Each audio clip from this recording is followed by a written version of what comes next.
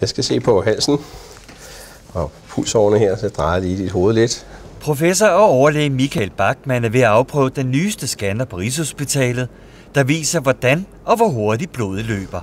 Jeg kan se, hvordan nogle sjove hastigheder hulter til bulter. Hvorfor løber blodet bare ikke lige ud, som det burde gøre i et kar? Hvorfor laver det knude på sig selv? Det er den mest avancerede ultralydsscanner til dato, hvor lægerne ikke bare kan se ind i blodårene, men også måle blodets hastighed. Man forventer jo bare, at blodet skulle bare derfra og dertil, ikke? Jamen, så kunne det da bare løbe derned. Men det skal gøre det så lidt besværligt for sig selv, med hvordan det løber. Mens Michael Bachmann fortsætter sine undersøgelser, tager vi ud til Danmarks Tekniske Universitet i Lyngby, for det er faktisk her ideen til scanneren opstod. Vi skal fange den lige over stenosen, eller hvordan? Ja.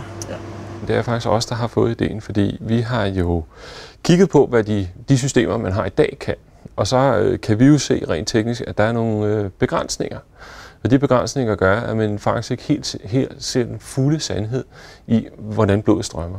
Og det vi så kan sige, jamen hvis man nu kunne måle på den og den måde, så vil man få meget mere komplet billede af, hvordan blodets strømning er. Selve scanneren er produceret her hos firmaet BK Medical i Herlev med støtte fra Højteknologifonden. BK Medical var oprindeligt et dansk firma med navnet Brüel & Kjær, men er i dag ejet af et amerikansk selskab.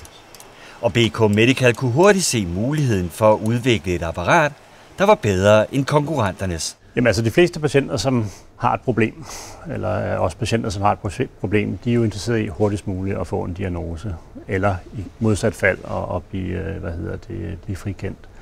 Og jo mere du kan se direkte her nu, mens du scanner, jo hurtigere, jo bedre redskaber stiller du i virkeligheden til rådighed for lægen, så han i bedst muligt er i stand til simpelthen at diagnostisere på stedet.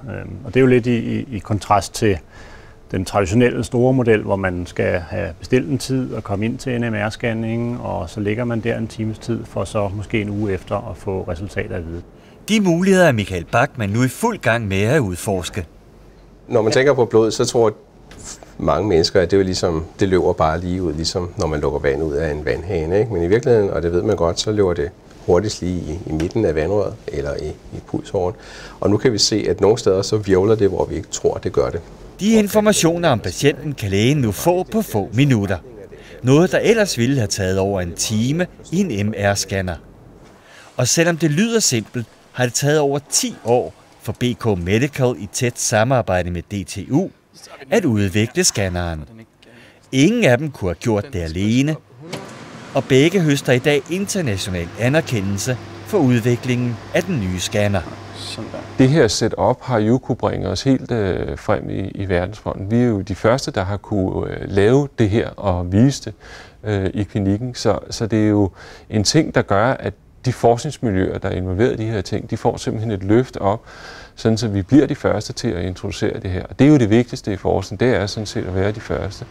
Og vi har også kunne bringe det ud i klinikken som de første i verden. Fra at være det her lille danske firma, som laver et eller andet med ultralyd, er vi pludselig blevet en del af den strategiske agenda, og der er aldrig blevet investeret så meget i vores salgsorganisation og i vores udviklingsfunktion, som vi gør nu. Så det har haft en meget stor betydning, at vi er kommet på landkortet over i USA.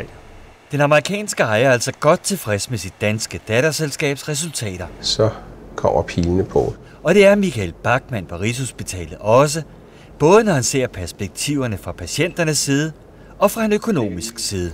Vi vil jo godt gerne lave en hurtigere og bedre diagnose, og mere præcis diagnose med det her. Og det er jo og i virkeligheden også for samfundet en billigere diagnose. Det er jo det.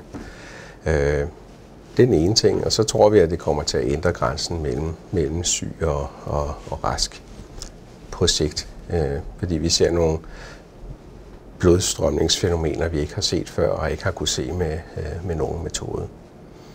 Så jeg tror, vi får et bedre redskab til at se patienter til, og det bliver ikke dyrere.